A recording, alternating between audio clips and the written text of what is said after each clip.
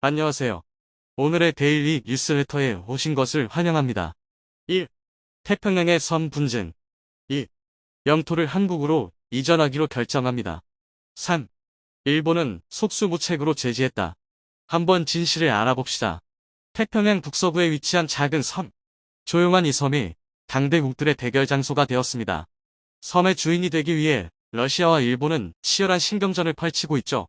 그런데 팽팽한 균형 속에 놓인 이 섬의 주인으로 러시아가 섬의 영유권을 포기하고 이를 한국에 넘기겠다는 소리가 나온 것이죠. 그리고 한국이 이 작은 섬만이 아니라 북극까지도 점령할 수 있다는 소식. 뉴스 팩토리에서 전해드리겠습니다. 지도상에선 존재하는 지조차 모르지만 가까이 가보면 그 실체를 알 수 있는 땅들이 있습니다. 쿠릴 열도가 바로 그러한 곳이죠. 러시아 사할린주에 속해 있는 섬들로 러시아 캄차카 반도와 일본 홋카이도 사이에 존재하는 무수히 많은 섬들을 지칭하는 곳입니다. 다 합쳐서 면적이 10,000제곱킬로미터 정도 되며 원주민인 아이누족들이 살고 있는 섬이었고 1900년대 이전만 해도 일본과 러시아 양쪽 모두 관심이 없던 곳이었습니다.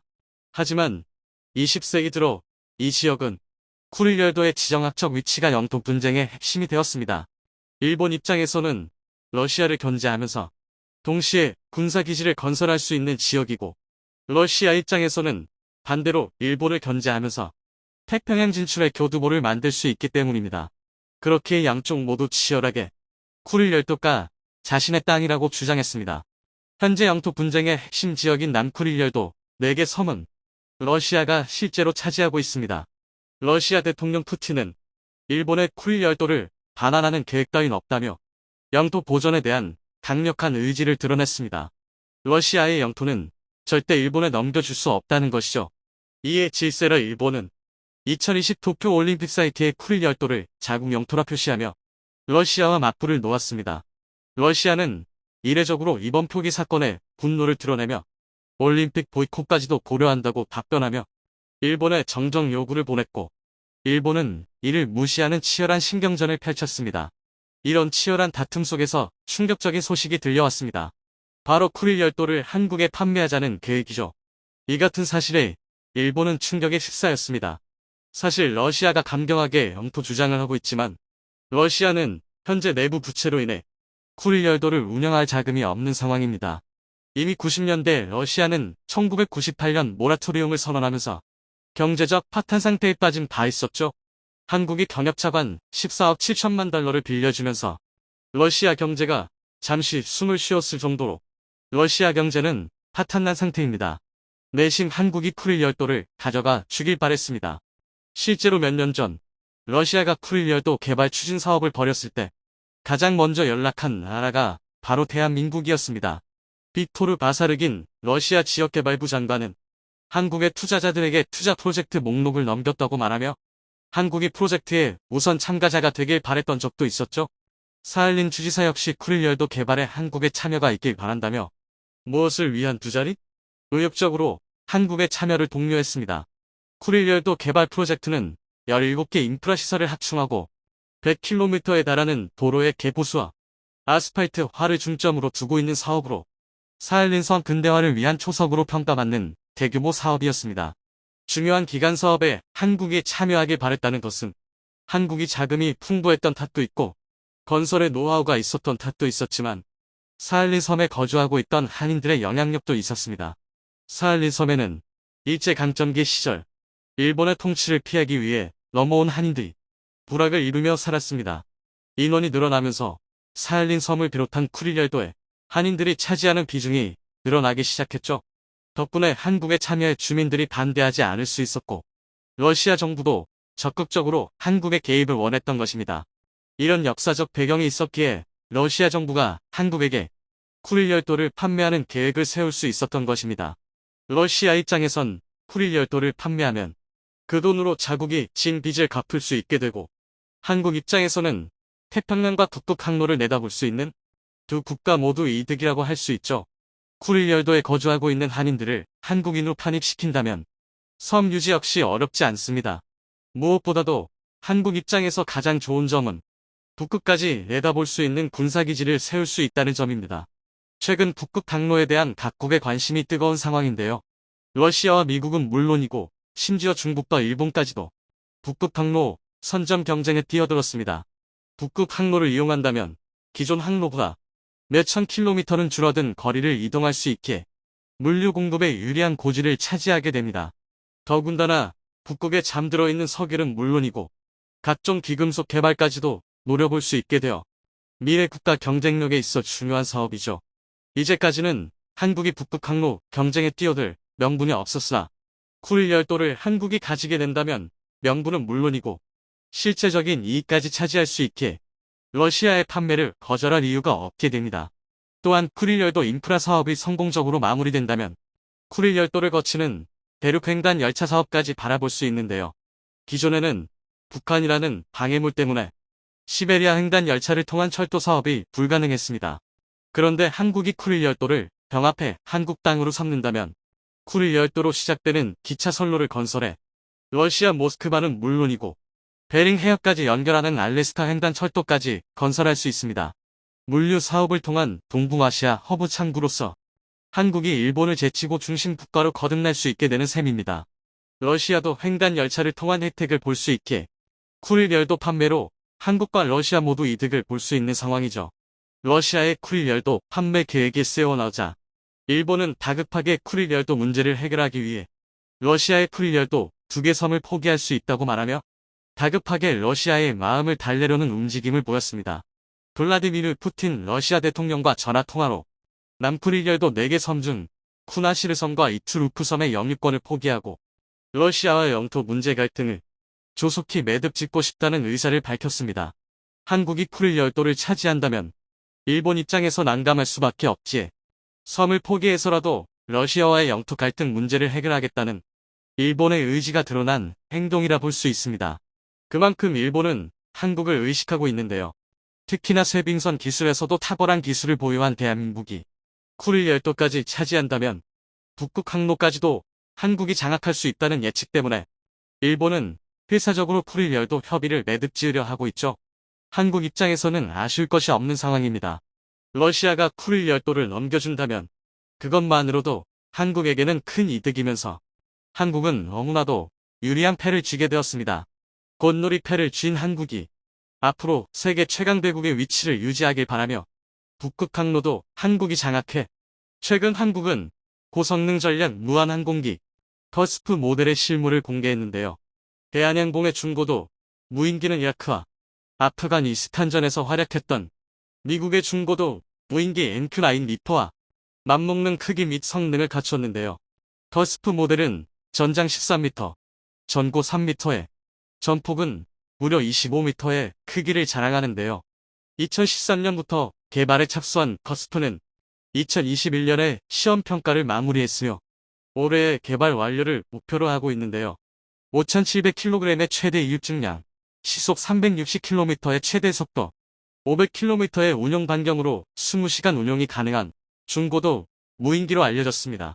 대한항공 관계자는 더스프의 개발 완료 후 공군을 대상으로 군사용 무인기로 수합할 계획이다. 본격적인 양산이 시작된다면 민간으로의 유통도 고려하고 있다. 라고 설명했는데요. 대한항공은 국방과학연구소 주관 저피탄 무인편대기 개발 과제에서 우선 협상 대상자에 뽑혔다고 밝힘에 따라 이와 같은 고도 무인기 개발 속도가 빨라질 것으로 기대가 되고 있는데요. 레이더나 음향, 광학 등이 장비로부터 탐지될 확률을 낮춘 저피탄 무인편대기는 원격으로 조종하는 무인 항공기로 단면적을 적게 하거나 전파를 흡수하는 재료를 사용해 적의 눈에 띄지 않는 것이 특징인데요. 저피탄 무인편대기 개발은 새로운 무기체계 개발을 위한 국방과학연구소의 미래도전 국방기술과제 중 하나로 저피탄 무인편대기 기술은 국내에선 처음으로 개발하는 기술로 알려졌습니다. 국방과학연구소는 지난해 11월부터 무인편대기 기술 개발에 착수해 기본 설계를 마쳤다고 밝혔는데요. 우선 협상 대상자로 선정된 대한항공은 국방과학연구소와 상세 설계를 함께할 예정이라고 예고했는데요. 대한항공은 저피탄 무인편대기와 유인기가 동시에 임무를 수행하는 유무인 복합체계 개발을 구상하고 있다며 이 체계에서 유인기 1대가 무인기 3, 4대와 편대를 이뤄 유인기를 지원 호위하는 역할을 하는 동시에 감시 정찰이나 전자 파견, 정밀 타격 등 독자적 자율무도 수행한다고 설명했습니다. 대한항공은 2010년부터 국방과학연구소와 함께 국내 최초로 저피탄 무인기를 공동 개발해 무미익 시험 비행에 성공했고, 지난해 국방기술진흥연구소의 광대역 저피탄 무인기 IF 기체구조 기술 연구 과제를 따내 진화된 스텔스 기술을 개발하는 저피탄 무인기 관련 핵심 기술을 확보한 것으로 알려졌는데요. 지난 6월에는 대전 유성구 항공기술연구원에 차세대 스텔스 무인기 개발센터를 설립한 것으로 나타났습니다. 대한항공 관계자는 20여 년 동안 무인기 개발 사업으로 확보한 역량을 바탕으로 저피탄 무인기를 활용한 유무인 복합체계, 군집 제어, 자율 임무 수행 등 차세대 핵심 기술을 확보해 국내 스텔스 무인기의 개발을 주도해 나갈 계획이라고 밝혔는데요. 일본 네티즌들은 이 소식을 전해들고 일본이 보유하거나 개발할 무인기가 한국보다 더 뛰어난 성능을 가졌다며 설전을 벌이고 있는 상황인데요. 일본 방위성은 최근 도서 지역 방위를 강화하기 위해 내년에 공격형 무인기를 시험 도입하는 방안을 추진한다고 요미우리 신문이 보도했는데요. 이 무기는 우크라이나군이 러시아에 반격할 때 사용해 큰 전과를 거뒀는데, 배치 지역은 중국의 대만 침공 등 유사시를 대비해 란세이제 도닝이 유력하다고 전했는데요. 일본 신문 보도에 따르면 일본 방위성은 이스라엘이나 미국산 공격형 무인기를 내년 자위대에 시험 도입하는 방안을 추진한다며 2025년 이후에는 외국산과 자국산을 합쳐 수백 대 규모의 공격형 무인기를 배치할 방침이라고 밝혔는데요. 무기는 주로 규슈 남쪽에서 대만 동쪽까지 뻗어있는 란세이 제도의 섬에 배치될 예정으로 중국의 대만 침공 등 비상사태를 대비한다는 포석으로, 이 무기는 유사시에는 섬에 접근하는 적 함정이나 상륙을 시도하는 부대를 공격하고, 평상시에는 주둔지와 기지에서 경계 감시 목적으로 활용된다고 설명했습니다. 일본 시험 도입이 검토되고 있는 무인기는 이스라엘산 하롭과 미국산 스위치 블레이드 등인데요. 일본 또한 아직 무인기 개발이 이뤄지지 않은 상황으로 군사 무기를 구입해 사용하는 쪽으로 가닥을 잡고 있는 것으로 알려졌습니다.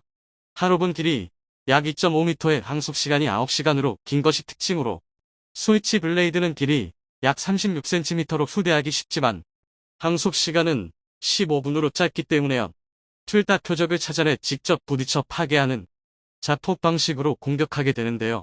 튀르키예 터키산 TB2처럼 탑재한 미사일로 공격하는 유형의 무인기도 후보로 거론되고 있으며 자국산 개발도 지원할 계획이라고 신문은 전했는데요. 현재 일본 자위대가 보유한 무인기는 미국산 고고도 무인 정찰기 글로벌 호크와 스캔 이글 등 경계 감시와 정보 수집 용뿐인데요. 그러나 기시다 후미오 내각은 내년부터 공격용 무인기도 보유하기로 했다며, 기시다 내각은 올해 안에 국가안보 전략 등 안보 관련 세계 문서를 개정하고 내년부터 방위비를 대폭 증액할 방침을 밝히는 등 방위력의 근본적인 강화를 추진하고 있는 상황으로 알려졌는데요. 일본 국민은 그동안 헌법의 근간인 평화주의와 상대방이 공격했을 때 방위력을 행사하는 전수방위 원칙을 중시해왔습니다. 하지만 최근 중국과 북한, 러시아 등에 의한 동아시아 안보 우려가 커지자 일본 정부의 방위력 강화에 동조하는 모습을 보이고 있는데요. 특히 러시아가 우크라이나 침공을 단행하자 대만 등 아시아에서도 유사 사태가 발생할 수 있다는 불안감이 확산했다고 알려졌는데요. 방위성의 공격형 무인기 도입 방침 역시 우크라이나군이 러시아군에 반격할 때 인적 피해를 줄이면서 큰 전과를 거두고 있다는 판단에 따른 것이라고 요미우리는 전했습니다. 도입을 검토하는 후보 중 스위치 블레이드는 최근 미군이 우크라이나군에 공여해 실제로 사용되고 있는데요. 우크라이나군도 러시아군이 운용 중인 이란제 무인기를 격추했다고 주장하는 등 양측은 공격용 무인기를 전쟁에서 적극 사용 중인 것으로 알려졌습니다. 현재 일본과 다르게 한국은 자체적으로 공격형 무인기 개발을 추진하고 있는 상황인데요. 대한민국에서 자체 개발하여 상용화를 앞두고 있는 무인 헬기부터 초도 비행을 몇 차례 성공적으로 완수한 후 완성형 전략 무기로 거듭날 준비를 하고 있는 소형 무인기까지 다양한 것으로 알려졌습니다. 물론 비공개로 진행되는 부분이 많기 때문에 모든 것을 알 수는 없는 상황인데요. 유인 헬기의 무한화 기술은 방위산업에서 세계적인 트렌드라고 할 수 있습니다. 기술 발전 양상이 상용화 단계에 이르는 데다 그 활용도 또한 점차 확대되고 있기 때문인데요. 최근 군사무기 전시회에서 선보인 한국 무인 기술은 이러한 방위산업 트렌드에 한 발 다가선 것으로 군사 전문가들은 한국의 무인 기술이 좋은 첫발걸음을 뗐다고 평가했는데요. 최근 한국 무인 헬기의 선두주자는 대한항공으로 몇 달 전 대한항공은 자체 개발 중인 오형령 MD 무인 헬기 초도 비행을 성공적으로 마쳤는데요. 개발 중인 오형령 MD 무인 헬기는 기존 오형령 MD 유한 헬기를 무한화한 것으로 외형만 놓고 봤을 때는 많은 이들에게 익숙한 모습을 하고 있는데요. 하지만 그 안에 탑재된 최신 기술은 헬기의 활용 양상을 완전히 새로 개편했다고 해도 과언이 아닌데요. 대한항공이 개발 중인 오형령 MD 무인 헬기는 유상하중 440kg이며 6시간 동안 채공이 가능하며 비행 제어 컴퓨터, 전술급 통합 항법 장치, 전기기 계식 로터 작동기 등 다양한 첨단 비행 조종 시스템이 탑재됐으며 향후 임무 장비가 탑재됨에 따라 무인 헬기의 활용도는 주야 정찰 감시 임무까지 확대될 수 있을 전망인데요. 오형령 MD 무인 헬기 개발의 역사는 2013년에 시작됐습니다. 당시 대한항공은 보잉과 기술 협력에 관한 양해각서를 체결하고 대한항공이 보유하고 있던 선도적인 무인 시스템 기술에 보잉의 무인 헬기 노하우를 접목해 본격적인 무인 헬기 개발에 도입했는데요. 대한항공은 2021년까지 개발 보완 등을 통해 운용보도 및 비행 영역 등을 확대해갈 계획이라고 밝혔는데요. 군사무기 관계자들은 이번 헬기 무한화 기술 입증에 따라 UH-1H, UH-60 등 헬기뿐 아니라 고정익 전투기도 무인화가 가능할 것으로 기대한다며 국내 시장뿐 아니라 해외 시장까지 진출할 수 있는 무인 헬기 개발에 최선을 다할 것이라고 밝혔는데요. 최근 군사무기 전시에서는 무인 헬기 외에도 고정익 무인 항공기도 관람객들의 이목을 끌었는데요. 커스프트 역시 대한항공에서 개발한 다목적 전술 무인 항공기로 급강하, 단거리 착륙, 야간 자동이 착륙, 비상시, 낙하산 착륙 등이 가능하며 24시간 이상 연속 임무 수행이 가능한 고성능 무인기로 커스프트는 개발 단계에서부터 산악 지형이 많은 한국의 작전 환경에 최적화되도록 설계됐습니다. 좁은 공간에서도 목표 지점에 정확하게 착륙할 수 있도록 급강하 및 단거리 착륙 기능이 집중적으로 개발된 것인데요. 특히 이 부분을 두고 한국이 무인기로 KTGB 등 전략 미사일을 일본에 투여할 경우를 가정한 상황을 두고 일본 네티즌들은 한국이 개발에 성공하면 일본에 직접적인 위협이 될 수 있다 없다를 두고 논쟁을 벌인 것인데요. KUFT는 대한항공 및 국내 관련 협력 업체들이 계획 단계부터 적극적으로 투자 및 개발에 참여했고 이에 따라 현재 커스프트의 생산 과정에서 국산화율은 95%에 달한다고 관계자는 설명했는데요. 자체 기술을 활용해 성공적으로 개발한 것에 대해서 중앙아시아 및 남미의 다수 국가들이 관심을 표해 해당 기종에 대한 수출이 협의 중인 것으로도 알려졌습니다. 커스프의 개발 역시 거의 완성 단계에 들어선 상태로 알려졌는데요. 지난 2011년 시제기가 만들어진 후 수년간의 연구개발 끝에 시험 비행을 성공적으로 마치고 군의 수락 시험만을 남겨둔 상태로 알려졌으며 최근 대한민국 방위간업에 또 한 번 역대급 대박 소식이 날아들었습니다. 다름 아닌 호주가 한국의 장보고 I 잠수함을 수입할 가능성이 대단히 높아진 건데요. 현재 호주는 날이 갈수록 중국과의 관계가 악화되고 있는 상황이지만 오히려 자국의 해상 안보는 취약해지고 있습니다. 그도 그럴 게 2026년에 퇴역을 앞둔 잠수함이 6척이나 되기 때문입니다. 즉 해상 안보에 상당한 공백이 우려되는 상황이란 것이죠. 이 때문에 호주에서는 한국이 제시한 장보고 I에 상당한 관심을 보이고 있습니다. 그럴 수밖에 없는 게 이번에 한국이 호주에 제시한 장보고 I의 두 가지 모델은 전 세계 재래식 잠수함 중에서도 최대 수준의 크기와 전투력을 갖춘 잠수함입니다. 그 모델은 바로 지난해 우리 군에 취역한 3,000톤급의 도산 안창호함과 리튬이온 전지를 탑재 모델로 개발 중인 3,700톤급 배치 2이기 때문인데요. 또한 두 잠수함 모두 SLBM을 탑재할 수 있기 때문에 호주의 안보 공백을 메꿀 수 있는 것은 물론이고 오히려 호주의 대중전략의 새로운 패러다임을 제시할 정도의 수준입니다. 게다가 장보고 I 잠수함은 설계부터 건조까지 한국의 독자 기술력으로 이루어져 있어 이미 한국의 조선업 신뢰도는 최상입니다. 그리고 전 세계에서 이 정도 성능의 잠수함을 독자 개발할 수 있는 건 대한민국과 일본, 러시아 정도뿐입니다. 당면이 이미 레드백과 K9로 한국 무기의 신뢰성을 경험한 호주로서는 이런 절호의 기회를 놓치고 싶지 않을 것입니다. 한마디로 장보고 3회 호주 도입은 상당히 높은 확률로 사업이 진행되고 있다는 것인데요. 그런데 이처럼 한국 잠수함에 대한 소식이 들려올 때마다 국내 일각에서 한결같이 제기되는 불만이 있습니다. 바로 우리도 핵 잠수함을 도입해야 한다는 의견입니다. 확실히 이는 틀린 말이 아닙니다. 한국의 장보고 I가 아무리 강력하더라도 재래식 잠수함으로는 넘을 수 없는 한계가 분명히 존재합니다. 오죽하면 우리 해군 잠수함 함장 출신 전문가는 원자력 추진 잠수함이 KTX라면 재래식 잠수함은 무궁화호라고 할 수 있다라고 비유할 정도인데요. 이 비유가 상당히 그럴듯한 게 기본적인 엔진 출력이 다르기 때문에 원자력 추진 잠수함과 재래식 잠수함은 속도에서부터 큰 차이가 있습니다. 물론 우리 도산 안창호함 정도의 잠수함이면 원자력 추진 잠수함에도 꿀리지 않는 최고 시속 37km를 낼 수 있습니다. 보통의 일반적인 재래식 잠수함의 평균 속도는 시속 11, 15km 정도이기 때문에 기존의 재래식 잠수함과 비교하면 한국의 도산 만창호함은 재래식 잠수함 중에서도 상당히 높은 수준의 성능을 자랑합니다. 반면 원자력 추진 잠수함의 평균 속도는 시속 37, 47km 정도인데요. 즉 아무리 한국의 재래식 잠수함 기술력이 뛰어나도 도산만 창호함이 전속으로 달려야지만 원자력 추진 잠수함의 발끝이나 따라가는 정도라는 것입니다. 사실 전 세계의 바다를 전장으로 삼는 잠수함에 있어 속도는 굉장히 중요한 요소입니다. 일례로 원자력 추진 잠수함은 지구 한 바퀴를 도는데 40일 정도가 걸리지만 재래식 잠수함은 원자력 추진 잠수함의 3.5배인 무려 140일이 소요됩니다. 또 앞에서 언급한 최고 시속은 말 그대로 단시간 낼 수 있는 최고 시속이지 이 상태로 계속 자망을 할 수 있는 것은 아닙니다. 그리고 재래식 잠수함이 최고 시속으로 자망한다면 엔진 시스템을 풀가동해야 하기 때문에 당연히 소음도 더 커질 수밖에 없습니다. 이렇게 되면 적에게 탐지되기 쉬워지는데요. 그래서 통상적으로 잠수함은 해상에서 교전이 벌어지거나 적의 함선을 추격할 때 빼고는 최고 속도로 운행하지 않습니다. 그런데 할 수 없는 것과 할 수 있음에도 하지 않는 것은 상당한 차이가 있습니다. 그리고 이런 성능적인 차이는 해상 전투에서 어마어마한 차이가 있을 수밖에 없습니다.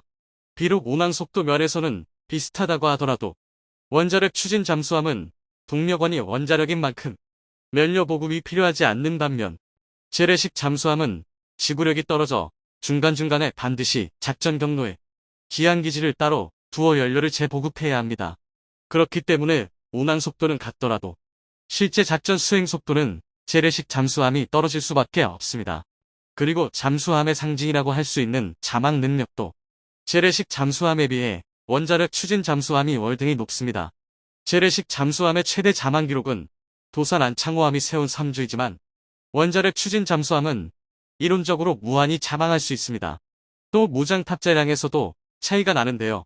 원자력 추진 잠수함의 원자력 엔진은 크기에 비해 월등히 높은 추진력을 보유하고 있어서 선체의 크기를 확장하는 데 용이합니다.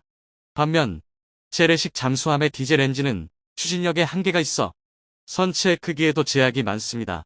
같은 크기의 잠수함에 비교했을 때 원자력 추진 잠수함이면 엔진이 함체의 30% 정도 크기면 충분하지만 재래식 잠수함은 무려 함체의 50%에 달하는 크기여야 합니다. 당연히 여유 공간이 많은 원자력 추진 잠수함에 더 많은 미사일과 어뢰 등의 무기를 실을 수 있습니다. 그래서 세계 군 전문가들이 새로운 잠수함이 나왔을 때 어떤 엔진을 쓰느냐에 따라서 탑재 무장을 상당히 자세히 유추할 수 있는 것입니다. 특히 최근 중국이 무서울 정도로 빠르게 원자력 추진 잠수함 전력을 강화하고 있기 때문에 한국의 원자력 추진 잠수함 도입은 필연적인 숙명이나 마찬가지입니다. 지난 5월 중국은 비밀리에 공구 3형 원자력 추진 잠수함을 추가 건조했고 낸시 펠로시 하원 의장의 방문으로 촉발된 대만 봉쇄 훈련에선 대놓고 미국의 항공모함을 겨냥해 원자력 추진 잠수함을 배치했습니다. 다시 말해 중국이 전쟁에 원자력 추진 잠수함을 사용할 것은 이미 기정사실이나 마찬가지가 된 것인데요. 심지어 중국은 한국이 미국과 대만을 지원하지 못하도록 잠수함과 항공모함으로 전단을 꾸려 한국 해역을 봉쇄할 확률이 상당히 높은데요. 이렇게 되면 당장 중국을 견제하기 어려운 한국은 동북아 해상 패권을 두고 손 놓고 당할 수밖에 없습니다. 그런데 반전이 일어났습니다. 바로 대한민국 정부가 이미 원자력 추진 잠수함을 건조할 계획을 우리 국민들에게 밝혔기 때문입니다. 또 해당 당사자는 청와대 고위 관료이며 당시 발표한 매체는 대한민국의 국명방송이었기 때문에 이런 한국의 행동은 주변국들에게 경고의 메시지를 전달한 것이나 마찬가지인데요. 실제로 우리 해군은 장보고 11화 배치 3을 이미 원자력 추진 잠수함으로 상정하고 작전 요구 성능을 확정했습니다. 작전 요구 성능이란 군이 개발하고자 하는 무기의 성능 범위를 의미하는데요. 다시 말해 우리 해군은 이미 배치 3을 경하 배수량 4,000톤급 이상의 함체로 설정했고 일각에서는 5,000톤급 이상일 것이라고 말하고 있습니다. 여기에 더해 성능도 굉장히 뛰어납니다. 최고 시속 46km 이상, SLBM 10개 탑재된 원자력 추진 잠수함으로 결정해 놓았습니다. 게다가 2017년에 개정된 한미 원자력 협정에 따르면 원자력 추진 잠수함의 연료로 사용할 수 있는 20% 수준의 전홍축 우라늄은 협정 내용에 위반되지 않기 때문에 한국은 국제사회의 제약을 위배하지 않고 현재 우리의 해상 안보를 생각해 지금 당장 개발할 수 있는 전홍축 우라늄을 사용한 원자력 추진 잠수함으로 건조하는 것으로 방향을 잡았는데요. 이 원자력 추진 잠수함 개발은 빠르면 2020년대 안으로 개발될 수 있기 때문에 빠르게 전력화가 가능한 잠수함부터 개발하고 차근차근 기술력을 쌓아가는 계단식 성장 계획으로 추진하고 있습니다. 하지만 아무리 장보고 배치 3이 원자력 추진 잠수함으로 분류되더라도 당장 한반도를 둘러싼 적성국들을 대응할 수는 없습니다. 현재 중국의 폐악질이 도를 넘고 있고 이에 따라 미국이 우방국들의 전력 강화를 바라고 있지만 동북아의 해상만큼은 사실상 대한민국의 독자 전력으로 지켜야 하는 것이 현실입니다. 실제로 호주가 잠수함 도입 사업을 발표하자마자 미국은 호주에게 원자력 추진 잠수함 도입을 제안한 것으로 알려져 있을 만큼 중국의 성장세는 무섭습니다. 이는 그만큼 호주가 중국을 견제하고 있다는 방증이기도 하지만 또 그만큼 호주의 안보가 위태롭다는 뜻입니다. 이런 상황만 잘 이용한다면 한국의 원자력 추진 잠수함 개발이 더 빨라질 수도 있는데요. 우리가 원자력 추진 잠수함을 자체 개발하겠다고 발표하면 미국 입장에서는 오히려 든든한 동맹이 더욱 강화되는 셈이기 때문에 한국의 원자력 추진 잠수함 개발을 응원할 수 있습니다. 하지만 문제는 지금 당장 우리 안보를 확립하는 게 먼저입니다. 이 때문에 현재 대한민국은 우리의 적성국을 대응할 원자력 추진 잠수함을 개발하는 동안 재래식 잠수함으로도 적성국의 원자력 추진 잠수함을 잡아낼 능력을 키우는데 박차를 가하고 있습니다. 그중 가장 대표적인 것이 바로 차기 중월의 II, 일명 범상어입니다. 그동안 우리 해군의 잠수함은 작전 반경 21km, 최대 속도는 약 64km/h인 백상어 중어뢰를 사용하고 있었습니다. 하지만 백상어는 애초에 200톤급의 소형 잠수함인 돌고래에서 사용할 목적으로 탄생한 중어뢰입니다. 그렇다 보니 재래식 잠수함의 최종 진화형인 장보고함 같은 대형 잠수함에서 사용하기에는 부족한 점이 많았는데요. 반면 범상어는 작전 반경만 백상어의 2배 이상인 50km에 달하고 최고 속도는 무려 112km/h에 달합니다. 수중에서 이 정도로 빠른 속도를 낸다는 것은 정말 어마어마한 능력입니다. 미국이 사용하는 MK-48 중어뢰가 범상어의 고작이 이에 불과한 55km/h인 걸 생각하면 범상어가 얼마나 빠른 중어뢰인지 미루어 짐작해 볼 수 있습니다. 쉽게 말해 수중에서 중부고속도로를 내달리는 자동차와 비슷한 속도로 움직일 수 있는 셈입니다. 또한 범상어는 앞서 말한 것과 같이 50km 밖의 목표물도 공격할 수 있는데요. 이 압도적인 작전 반경과 어마어마한 속도가 결합되면 재래식 잠수함인 장보고급 잠수함으로도 적성국의 원자력 추진 잠수함을 손쉽게 잡아낼 수 있습니다. 이는 재래식 잠수함의 태생적인 한계를 압도적인 공격력으로 극복해버린 건데요. 그야말로 집념의 대한민국이라는 표현이 딱 어울리는 것 같습니다. 게다가 범상어는 유선 유도 방식을 채택했습니다. 백상어와 같은 기존의 어뢰는 스스로 소리를 발사하고 반향음을 통해 목표물의 위치를 확인하는 음향탄생 방식을 사용했는데요. 문제는 이런 방식은 거짓 음향 신호를 발생시키는 어뢰 기만체에 취약하다는 것입니다. 반면 범상어는 범상어와 잠수함이 머리카락 한 가닥 굵기 정도로 얇은 광섬유로 연결되어 있는데요. 이 덕에 기만체에 섞지 않을 정도로 정밀한 잠수함의 음향 탐지 시스템을 이용해 범상어를 직접 조종할 수 있습니다. 즉, 진짜 상어처럼 한번 물면 놓치지 않는다는 것이죠. 또한 수중에서는 전파가 잘 통과되지 않기 때문에 무선이 대세가 된 현대에 와서도 어뢰만큼은 유선 유도 방식이 더욱 높은 기술력으로 평가받습니다. 이처럼 한국은 어느 한 분야에만 치중하지 않고 모든 분야에서 최고의 기술력과 노하우를 쌓아가고 있습니다. 또 한국은 원자력 추진 잠수함이 배치되지 전까지 해상 전력을 빠르게 강화할 수 있는 중어뢰를 통해 억지력을 강화하고 있습니다. 현재 우리 해군은 한국에게 원자력 추진 잠수함이 없더라도 그 이상의 탁월한 기술력으로 대한민국의 바다를 지키고 있습니다. 뿐만 아니라 수차례의 림페쿨력을 통해 대한민국의 잠수함 운용 능력은 세계 최정상 수준을 자랑하고 있습니다. 이 정도로 놀라운 기술력에 원자력 추진 잠수함이라는 강력한 기반까지 다져진다면 대한민국의 해군 전력은 세계 어디에 내놔도 절대 꿀리지 않는 강력한 해군이 될 것입니다.